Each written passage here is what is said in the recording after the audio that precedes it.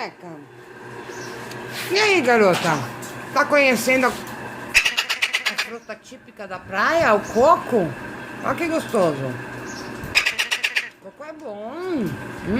Ó, pequenininho, pega. Dá pra ela, filho. Dá pra ela.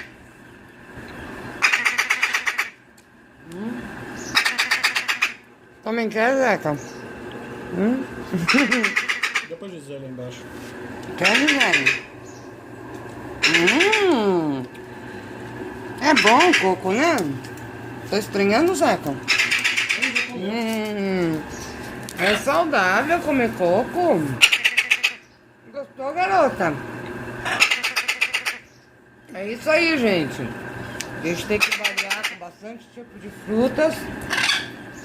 Inclusive o coco. Uma fruta muito boa. Ai, Gisele gosta. Né? Quer mais? Olha quanto aqui. Aqui, ó.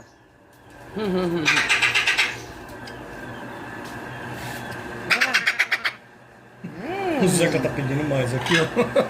Quer mais, Zeca? Zeca. Ó a Zeca. faca. Vai rolar briga aí. Ih, Zeca tem medo da Gisele. Aqui, filho. Pega aí. Então é isso aí, gente. Estamos na véspera do Réveillon. E os bichinhos já estão extrapolando, comendo a ceia de Réveillon um dia antes. Isso, linda. Pega. Que bonita, mamãe. Isso. Aprendeu, garota? É bom. Alguém quer coco? Hein?